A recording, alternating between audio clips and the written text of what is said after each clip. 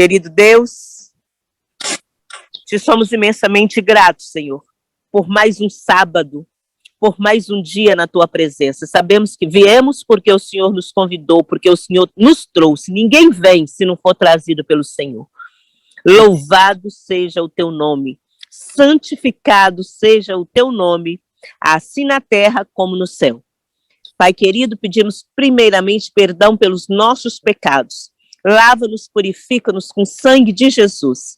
E te pedimos que pela tua misericórdia e pela tua bondade, o Senhor unja o teu servo, para que ele fale diretamente dos céus. Que a mensagem que ele trouxer para nós, Senhor, seja vinda diretamente dos céus. Derrama sobre nós o teu Santo Espírito, nos dê o verdadeiro entendimento e sabedoria, poder para colocar em prática. Fique conosco, nós oramos e te agradecemos em nome de Jesus, aquele que vive e reina para todo sempre. Amém.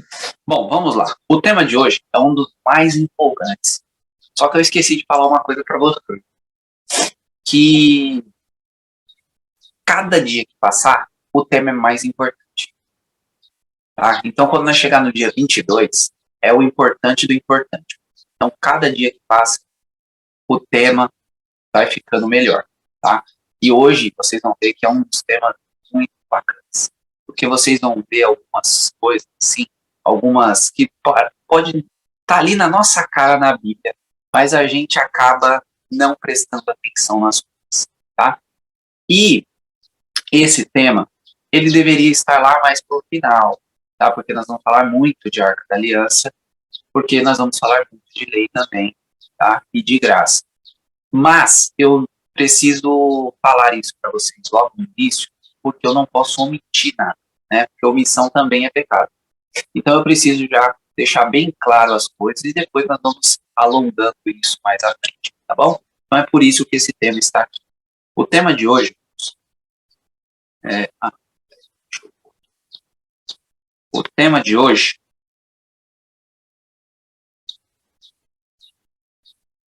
é a Arca da Aliança é o trono de Deus? E por que essa pergunta?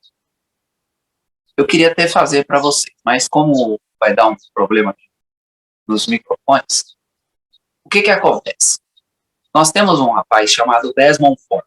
Nós vamos falar um pouquinho sobre ele mais para o final da nossa série. E esse rapaz, ele era um pastor muito renomado da igreja, tá? E ele tentou destruir o santuário, tá? Ele não acredita no santuário da forma que nós acreditamos como adventistas do sétimo dia. E os evangélicos pegaram Desmond Ford como o guru deles para jogar contra nós adventistas. E uma das crenças de Desmond Ford é que não há santo e santíssimo no céu, que só há santíssimo, ok? Não tem esse compartimento e isso é uma baboseira. E para ele, a Arca da Aliança é o trono de Deus. E hoje nós vamos desvendar se ele está certo com essa afirmação ou não, ok? E muitos dos evangélicos, inclusive nós, adventistas, também, muitos de nós partilhamos com essa ideia. Então vamos ter que entender isso aqui, tá ok? E essa é a ideia de hoje. Então vamos lá ver isso aqui. Vamos começar com Apocalipse 4, 1 e 2. Tá? Nós vamos iniciar aqui em Apocalipse 4. Nós vamos voltar com essa mensagem quando nós falarmos de Apocalipse e Santuário, que vai ser uma das últimas mensagens. Bom, mas é só para vocês verem aqui como a Bíblia já deixa claro a coisa, só que nós muitas vezes tampamos os olhos, né? O inimigo nos tampa os olhos e não conseguimos enxergar. Então nós vamos iniciar em Apocalipse. Eu preciso que vocês fiquem com as Bíblias aí, porque no último slide nós temos algo incrível que eu vou mostrar para vocês e os textos não vão estar na tela. Ok? Então já fiquem com suas Bíblias ou com o celular aí próximo para vocês acompanhar comigo o raciocínio, que vai ser uma coisa incrível. É uma coisa que talvez vocês não imaginassem de tão lindo que é, tá? Vocês já vão poder compartilhar com outras pessoas. Né? Mas vamos iniciar aqui entendendo essa coisa da Arca da Aliança. Aqui é uma Arca da Aliança, vocês conseguem ver? Aqui é uma Arca da Aliança que... Deixa eu ver se eu consigo ligar ela. Aqui é uma Arca da Aliança que eu e um amigo meu, nós fabricamos o santuário, tá? Eu vou montar ele aqui para vocês, vou arrumar um jeito que amanhã a gente vai falar sobre ele. Talvez amanhã seja o santuário todo montado. Essa é a Arca da Aliança, tá? E aqui tem as coisas dentro dela. Então, potinho de maná, cajado de Arão, endureceu, pode ser. E, claro, as tábuas da lei. Tá? Então, nós vamos trabalhar com isso aqui. Vai ser bem didático, espero que vocês gostem, tá bem? Aqui é só para vocês verem a Arca da Aliança, como ela é linda. Imagine a do tamanho real. Meu amigo fez uma do tamanho real esses dias para mandar para uma igreja de São Paulo. Depois eu pego uma foto para mostrar para vocês. Mas, vamos lá entender isso aqui. O que seria essa Arca da Aliança? É trono ou não é? Vamos lá. Apocalipse 4, de 1 a 2, diz o seguinte: depois dessas coisas, olhei, e eis não somente uma porta no céu, aberta no céu, como também a primeira voz que ouvi, como de uma trombeta ao falar, dizendo: sobe para aqui, e te mostrarei o que deve acontecer depois dessas coisas. Imediatamente eu me achei em espírito, eis armado no céu um trono, e no trono alguém assentado. Então, ó, aqui vai ser a entronização de Jesus. Então, antes de Jesus ser entronizado, João é levado ao céu. E aí, quando João chega lá, ele vê um trono no céu e alguém assentado no trono. E ele vê uma porta aberta. Tá?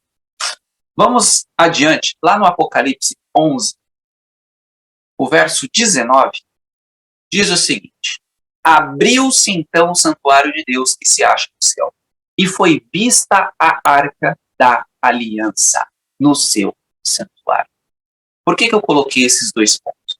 Aqui no capítulo 11 já é Jesus passando do santo para o santíssimo, porque o capítulo 10 é o desapontamento, é o livrinho que foi comido, que o nosso irmão Marcelo deu uma pontilhada, é o livro que foi comido e ficou amargo no estômago, é o desapontamento.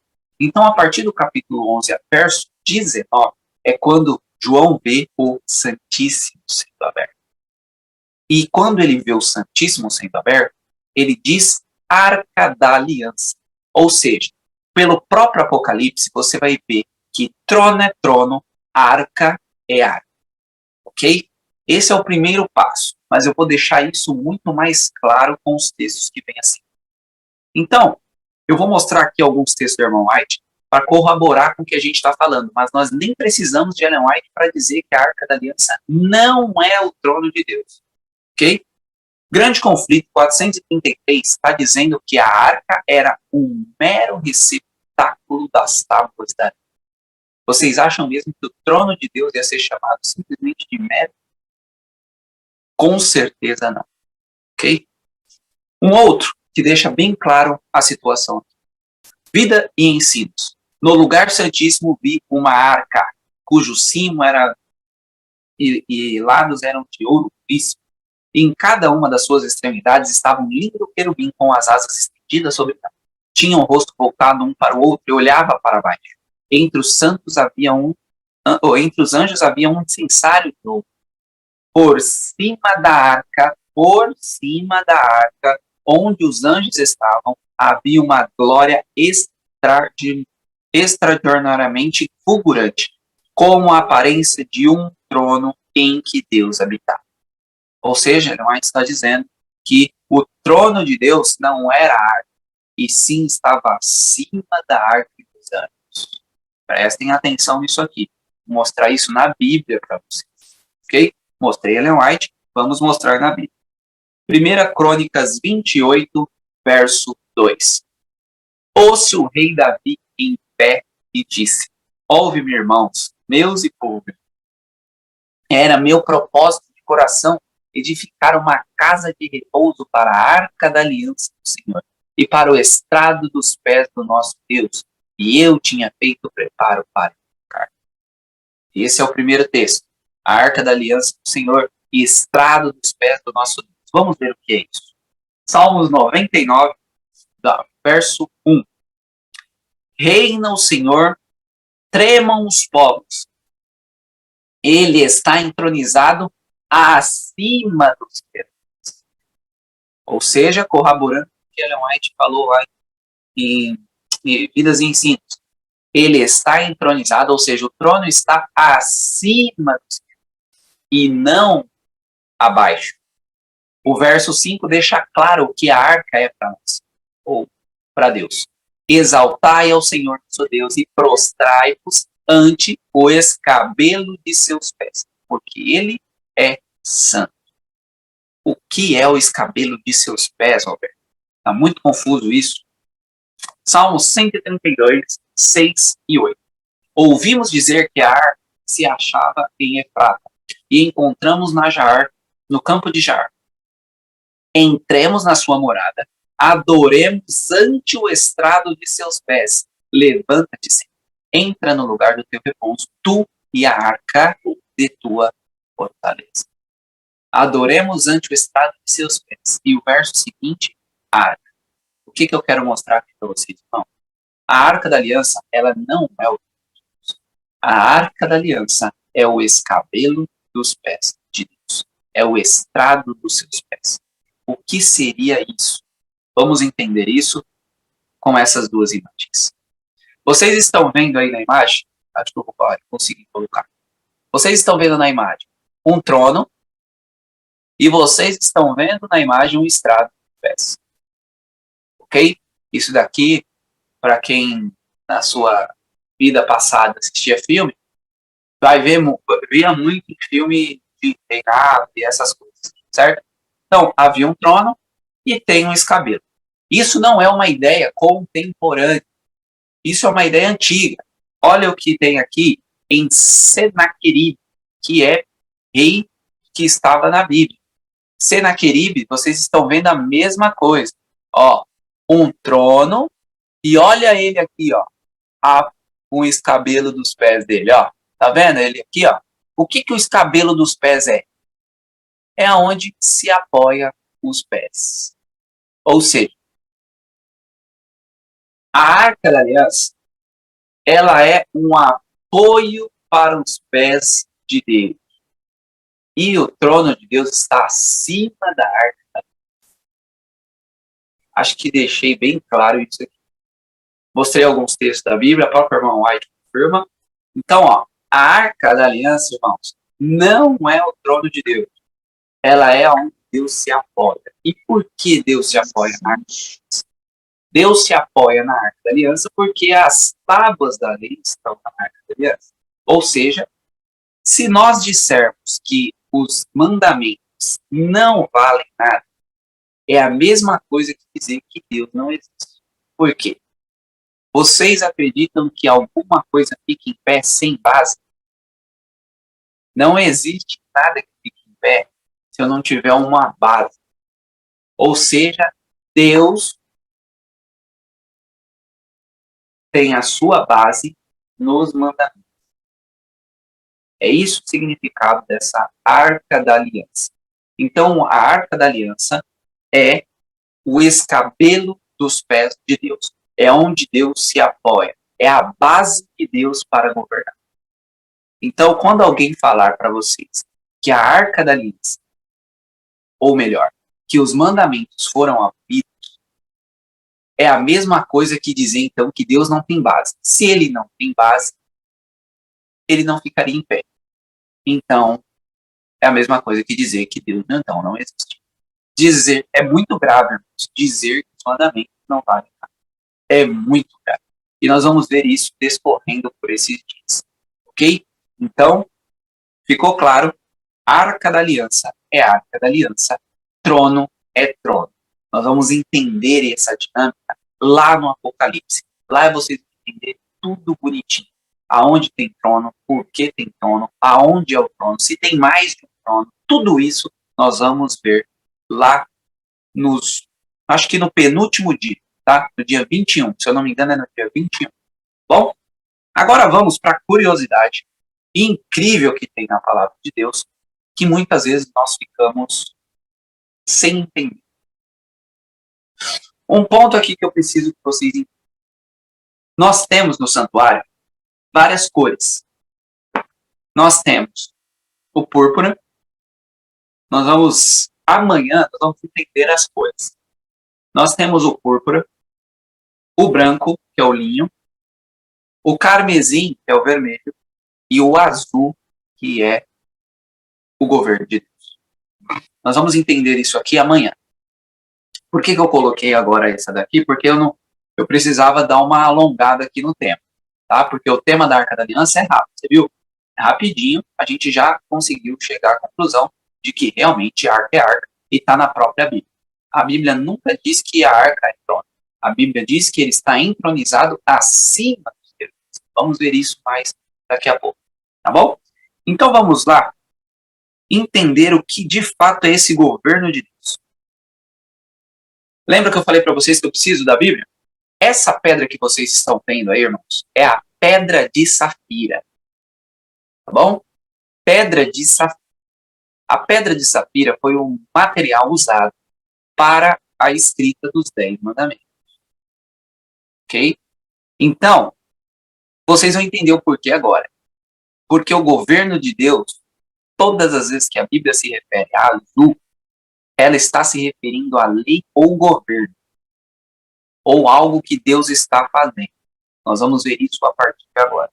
Vamos lá, então, iniciar em Êxodo 32, verso 16. Prestem muita atenção. Peguem a Bíblia para vocês lerem na palavra de Deus, para não ficar dúvida, tá? A gente vai pegar aqui alguns textos, nós vamos pegar alguns textos e vocês vão ver como é maravilhoso quando a gente encaixa texto perfeito, um depois do outro. Vocês vão ver como que coisa linda. Êxodo 32, verso 16.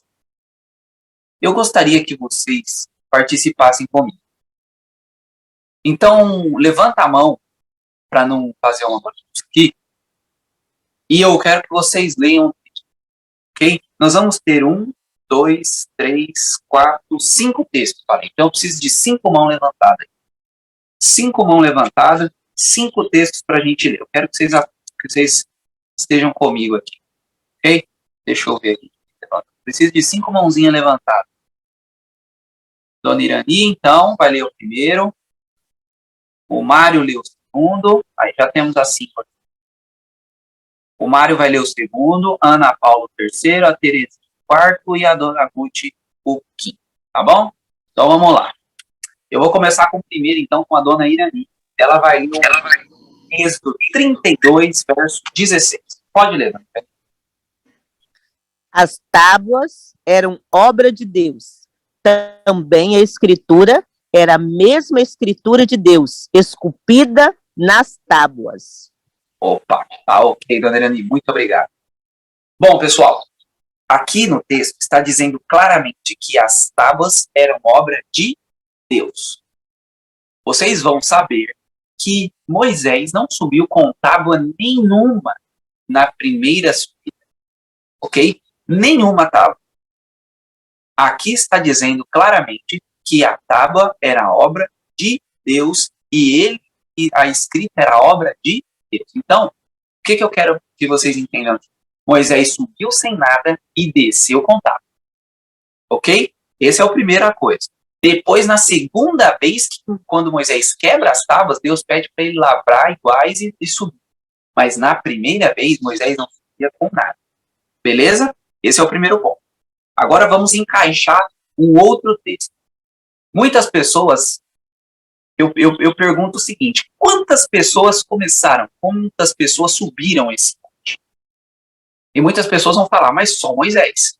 Vamos ver se é isso mesmo?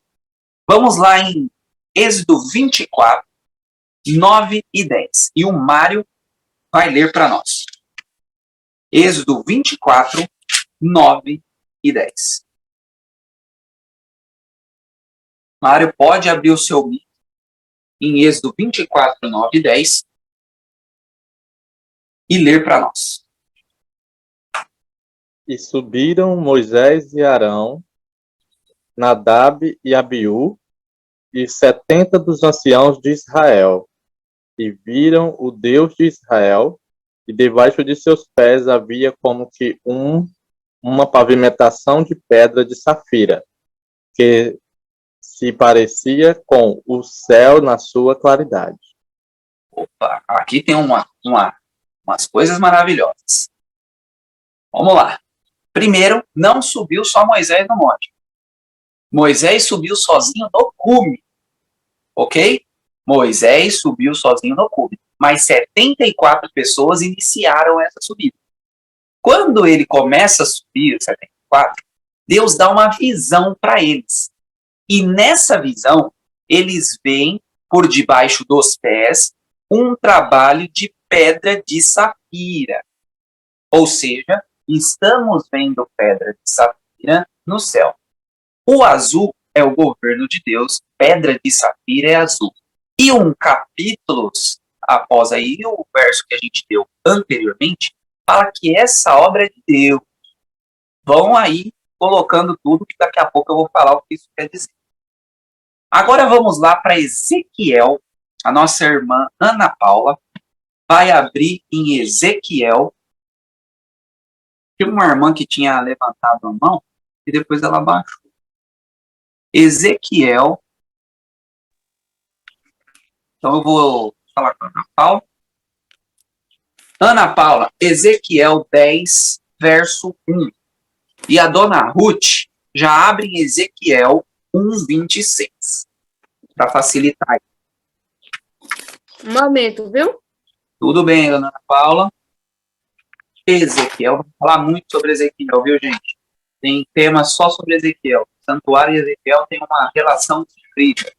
Ezequiel o quê? Ezequiel 10, verso 1. Ezequiel 10, verso 1. Olhei, e eis que, no firmamento que estava por cima da cabeça dos querubins, havia algo como uma pedra de safira, e que precisava ser um trono. Olha aí. Opa, aqui temos mais uma chave do quebra-cabeça. A Bíblia é um quebra-cabeça, irmão. Nós precisamos encaixar as peças corretamente. Ok? Então, isso daqui é um estudo que eu fiquei batendo, e eu não via. Eu li esses textos várias vezes e não compreendi. Até eu pegar o santuário e começar a ver o santuário.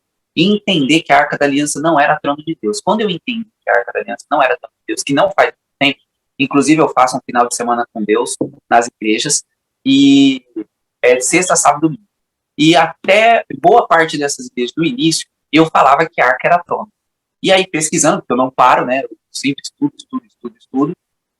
descobri que não é. E aí, descobrindo que não é, lá vai eu ter que fazer retratação e pregar certo depois. Porque enquanto você não sabe, tudo bem. Depois que você sabe, já pode pregar o erro. E, inclusive, essa é uma das chaves que eu falo para os irmãos. Tomar muito cuidado com o que fala, porque dá um trabalho refazer tudo. Incrível, ok? Então, aqui nós vamos tentar ser o mais bíblico possível, totalmente bíblico, para vocês entenderem, tá bom? Bom, a dona Ana Paula, você pode fechar o mic para mim, tá bom? Muito obrigado pela sua participação. A dona Ruth... De nada. Dona Ruth abre o mic lá em Ezequiel 1:26. Eu já vou comentar aqui o 10:1. Antes da dona Ruth abrir o mic, só um minutinho. Aqui no 10:1 está dizendo que ele olhou, ou seja, Ezequiel teve uma visão igual teve Moisés e os 70, ok? E aí ele está lá vendo isso, e ó, aqui diz que estava sobre a cabeça dos querubins, ou seja, acima da Arca da Aliança, acima dos querubins. Uma como pedra de safira, com a aparência de trono, ok? Vamos lá para o Ruth. Pode ler o Ezequiel 1:26.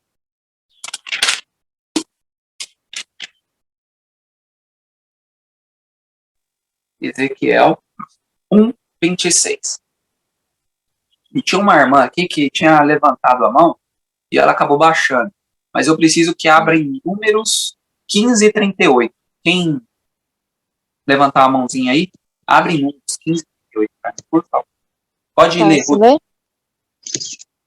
E por cima do firmamento que estava por cima das suas cabeças, havia algo semelhante a um trono, que parecia de pedra de safira, e sobre esta espécie de trono havia uma figura semelhante à de um homem, na parte de cima.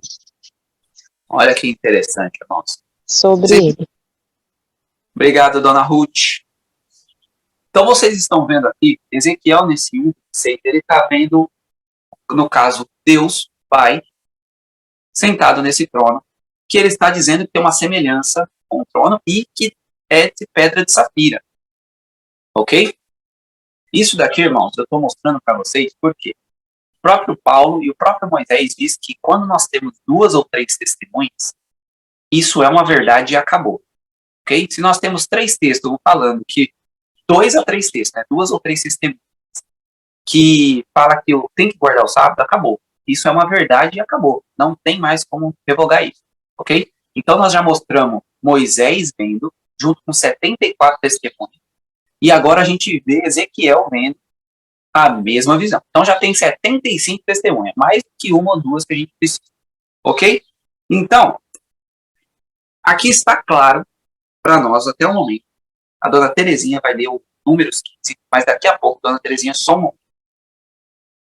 Vamos lá para o que a gente leu até agora. Êxodo 32:16 diz que Deus é o autor da obra, das tábuas da lei. Ele arrumou as tábuas e ele escreveu nas tábuas. Ok? A obra é de Deus. Nós sabemos que tem pedra de safira próximo ao trono, ou seja, acima dos anjos, como está dizendo tanto na visão de Moisés quanto na visão de Ezequiel. E nós sabemos que o pé de Deus, aqui no caso, está firmado sobre isso aqui, sobre a Arca da Aliança, os anjos. Ele está entronizado acima, como nós vimos. Então, os pés de Deus estão assim. E ali, nesses textos, ficou bem claro que acima dos anjos, entre isso aqui, tem uma pedra de safira, ou pedra de safira, semelhante a um trono. Ok? Então, o que eu quero dizer para vocês? Primeiro, a gente precisa ser justo. Não temos nenhum texto que vai dizer claramente isso. Seja no Espírito de Profecia, seja na Bíblia. O que eu estou fazendo com vocês aqui é colocando os textos em ordem, para que vocês possam ver essa ordem e tá no texto o que basicamente a gente entendeu até agora. Então nós vimos em 32 que Deus resolveu as tábuas. Moisés não levou tábua nenhuma. Ele escreveu nas tábuas e trouxe para Moisés esse monte. Entregou para Moisés essas tábuas. Moisés não fez trabalho nenhum. Ok? Deus fez tudo. Aí Moisés vem, vê o povo fazendo a barbaridade e quebra as tábuas. Deus em nenhum momento repreende Moisés. Por quê? Porque de fato o povo fez o que Moisés fez naquela tábua. O povo quebrou os mandamentos. Então Moisés simplesmente fez uma representatividade do que o povo tinha acabado de fazer de fato. Então Deus não repreende, simplesmente pede para que Moisés refaça, né, lave as tábuas, leve novamente, porque agora ele ia escrever nas tábuas. Mas a primeira tábua, Moisés não faz nada. Ok? Depois disso, nós estamos lendo, tanto em Êxodo 24, como em Ezequiel 10, como em Ezequiel 1, que tem pedra de safira e que provavelmente o trono é de safira, porque aqui está dizendo semelhante a um trono. Então tem coisa ali perto de Deus, perto do trono, que é de safira. O que eu quero chegar com isso? Que muito provavelmente, quando nós chegarmos ao céu, esteja faltando as tábuas lá. Sabe, o molde que Deus usou para fazer essas tábuas, muito provavelmente possa estar lá, quando nós chegarmos diante do trono de Deus. Porque nós vimos isso nos próprios textos. Ok? Então essa é uma das curiosidades que a lei nos traz. Achei incrível entender que a lei de Deus, eu vou falar mais sobre o assunto amanhã, tá? Amanhã tem uma curiosidade para vocês incrível, que os 4 evangelhos têm as cores do santuário. E nós vamos ver essas cores nos evangelhos, tá bom? E aí nós vamos pontuar bem o azul, tá bom? Mas aqui era só para vocês terem um raciocínio de que, muito provavelmente, pode haver essa possibilidade de Deus ter trazido essas tábuas do próprio trono de Deus e entregue para Moisés. tá bom? Agora, para mostrar para vocês que, de fato, o azul e a lei combinam, abram a nossa irmã Terezinha, pode ler para mim, Números 15 e 38. O Números 15 e 38, irmãos, está falando sobre a lei. E Deus pede para Moisés fazer uma coisa para que não esqueçam da lei. Pode ler para mim, irmã? Números 15 e 38. Que coisa é essa que tem que fazer para não esquecer da lei? Fala aos filhos de Israel e diz-lhes que nas bordas dos seus vestidos façam franjas pelas suas gerações, e nas franjas das bordas porão um cordão de azul. Ok? E como você sabe que está falando de lei? Verso 40. Para que vos lembreis de todos os meus mandamentos e cumprais, e sejais santo ao vosso Deus. Ok? Então, acho que ficou bem claro aqui para vocês. Azul e Deus têm uma similaridade incrível, ok? E é muito importante nós entendermos isso, porque nós vamos falar sobre santificação, justificação, justiça de Cristo na nossa semana de oração, que começa semana que vem. Então, nós vamos precisar entender muito bem, ok? O que papel ela tem para nós e o que de fato precisamos fazer para estarmos guardando a lei de forma correta, tá bem? Então, hoje era isso que nós tínhamos. Eu vou pôr uma imagem aí para vocês terem uma noção. Obviamente que não tem como a gente saber como é o trono. Isso é coisa que Ellen White foi lá e não conseguiu descrever. Não tem como. Mas, para vocês terem uma noção de basicamente como é, seria como se fosse isso. Ok? A Arca da Aliança é o escabelo dos pés de Deus. Então, Deus apoia os seus pés sobre a Arca da Aliança. Tá bem? E aí está o trono. Logicamente, na foto o trono está dourado, mas nós temos um indício muito grande por Ezequiel, que tem, que lá está dizendo que por semelhança a um trono de safira. Mas nós não temos como categorizar isso, provar isso, bater o martelo nisso.